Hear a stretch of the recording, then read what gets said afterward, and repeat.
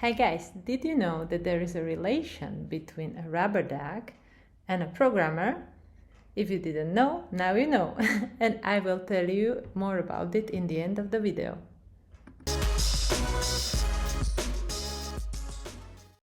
Hey guys, so what we would like to do today is the form that looks like this. However, so far we only have something as simple as this. How can we make it more beautiful? Let's go back to Visual Studio Code and change the code that we have there. So we are doing all the changes in the app component where we created the input and the button before. Let's wrap it first to a div. Div is a container of HTML elements. Those HTML elements that are inside of it are styled together. We can save it. And so far nothing has changed. You can have a look. The div didn't do anything specific. However, if we now apply some styling for the whole page, it will center them together in the center of the page. So if we want to apply something for the whole page, we can use a host. And now my favorite way to center all the elements inside of another element is to use a grid display of type grid and something magical called place items center. This will already do something. Let's have a look what exactly. This will already center it, but we don't want it centered on the top. And the reason why it's centered on the top is that basically this element is now very short. It's just this high.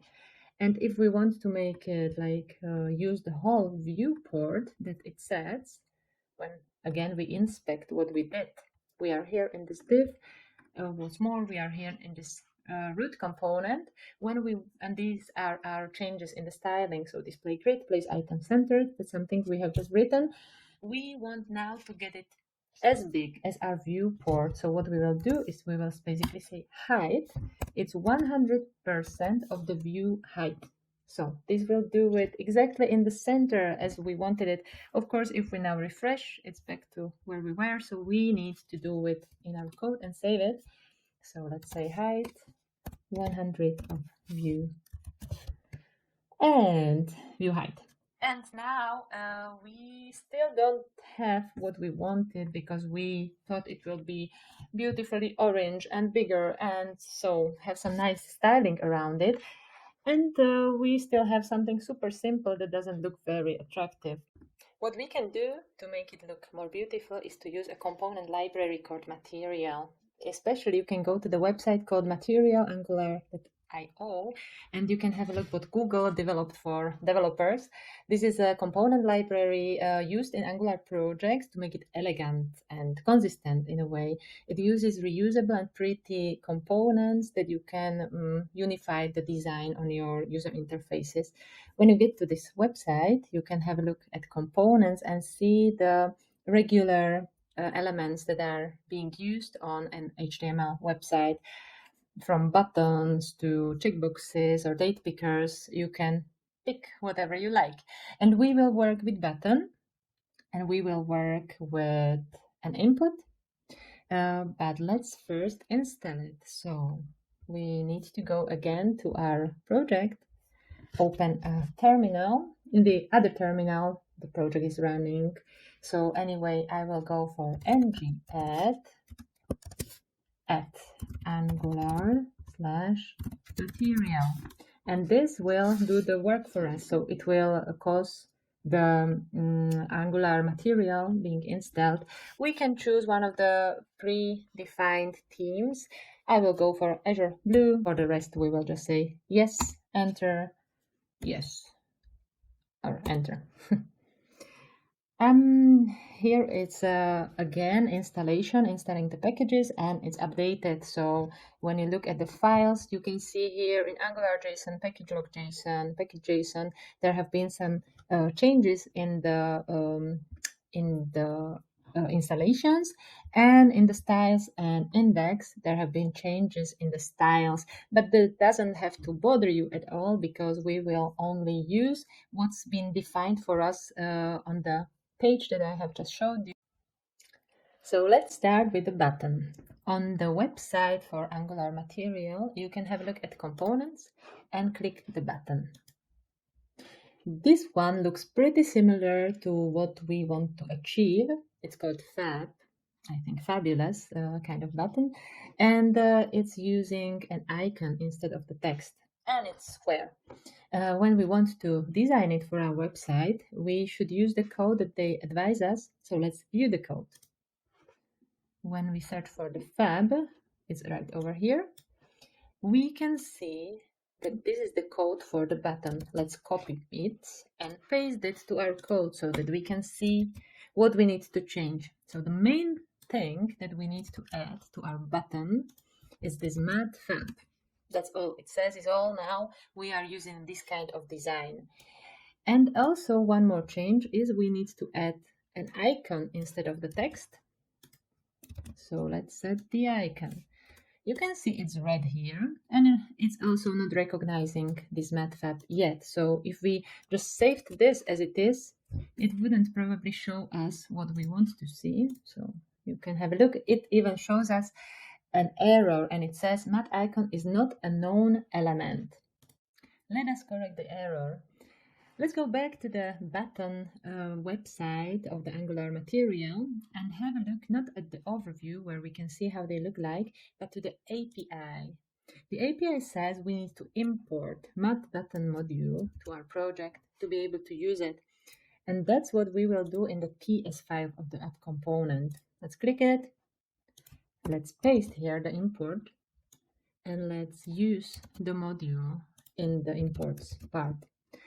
When we come back to the template, however, we can still see it's red, and it's red under the matte icon. So let's try to be lucky and start to write in the import matte icon, and voila. There we had matte icon module. When we click it, it's magically imported to our project. Let's save it and see if the error is still there. No, here there is nothing like an error. And what we can see here, oh, that's wonderful. So we have a 3D icon button that looks similarly to what we need. It just has a couple of things that we would like to do differently. So let's first start with some styling. Let's say the button will have an orange background. So the background color will be orange. Yes. And let's say the icon will not be black, but it will be white. That we can set with a color where we say white. Beautiful. So we have a white icon on an orange background. We know that if we now do a refresh, it will not save it. So we need to do it in our CSS file and save it as well. And we can use our class search for it that we will just add to the button. So let's write here class search, and in the CSS file, let's define it. Let's search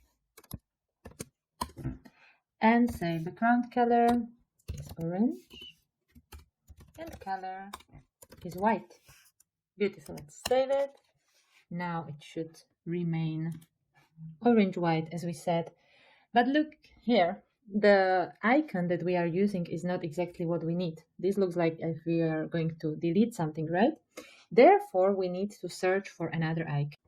Let's search for the icon that we need. How about writing material font icons to your Google search and basically click the first one. What we want, we can find in all these pictures. However, it's too much to search. So let's limit it to something that is on the picture, and that's Earth. Yeah, and this one looks pretty much like what we need. Let's click it and find the name of the icon, and here it is. When you look here, Travel Explore is exactly what we need. So let's go back to our code and see here. Here is our matte icon. Travel Explore. When we write it here and save it, the result is magically exactly Perfect. So now we need to do something similar to our input field. To find the correct version of our input, we have to search again in the Material Angular website, and this time we will start with the form field. So open the form field and have a look which one of those you like. Here is a basic input, select or text area where you can write a lot of text. The one that I prefer the most is this outline form field. When you click on the code that we could use, it's exactly this one. So let's copy, let's paste it next to our input and see there's quite a lot what we need to change. So let's better use the part that we can use from here. So input ng model that we explained last time. We will need we won't need the placeholder at the moment. We can remove it and instead write here the ng model. So the location will be taken from there, or when we write it, we will basically change the variable of the location. That's something that we explained before. And again, now we have a lot of things that are red. And that's because we need to do some more imports. But let's get rid of what we don't need and let's change what we need. So the label for the input is not outline form field or whatever, but we want to ask there the question, which place do you want to explore? Because we are communicating with the user, of course. Then we have there the input and then a math icon, but we don't need the icon there this time. The appearance is outlined. That's what making it beautiful for us. But again, here now we are missing math form field and as well as math label. Let's go back to the TS file and try our good luck. Math form field. Does it have a module? Yes, it has a module. And math label, how about this? Is it enough? Let's save it and let's see. So here we don't have any more problems. And here, well, it doesn't look like what we need. So I guess we still have a problem in the imports. And what I'm still missing here is math input module. This could do already the job. Yes, and look at it. It's almost what we wanted. So let's check it out further. Let's inspect it. This one probably needs to be a little bit wider. So let's make the form field wider. Let's say width. Could do something like 350 pixels. You can play around with it and do something more or something less. And also we should have a little bit of space between the input and the button itself. So let's say we need a margin. That's the name for the space, but we need it only on the right. So margin right, let's say something like 16 pixels. Looks good, however, is not centered. And for this, we could use the whole container and we could use a display flex that is doing the magic for us. And now look at it. It looks exactly like we want it. So, and yes, it says London. Which place do you want to explore? If we remove it, we again have the placeholder there. So the whole question is there. But we know if we are only inspecting the elements and changing it here in the browser, it's not going to stay. And with our next refresh, it's gonna be removed. So let's do the same tricks for our styling here in the project. First of all, we need to name the container. Let's call it class container. And yes, let's define it here. Container that could have a display flex. This will do the vertical centralization, let's say, of the both divs that are, or both elements that are there. And then we also wanted to, let me see what I forgot. Yeah, wanted to make the width and the margin right. So the width of the math form field. Let me show you another way how to change the CSS. So if we have just one element of the same type, we can use directly its name and say this width of it is 350 pixels, and the margin right would be 16 pixels. Let's save it and let's have a look. Yeah, this is exactly like we wanted it. And there is one more thing that I can show you here in the CSS file, because we have SCSS file, actually not just CSS. What we could make use of is the nesting of the classes. And this nesting is really handy because we see it mirror the structure of the HTML. So as you can see here, under the container is the mat form, under the mat form is the mat label or the input, and under the under the container is also the button with the class search. So if we want to show that we have this kind of nesting, we can copy paste this here, and you see, oh, it's not the most beautiful. Now it's better. And the same for the form field. Yeah, when we save it, all the styling should change also here in the CSS file. And you see, as in the HTML file, it's nested. Now it's nested also in the SCSS file, and the visual side of it doesn't change for us.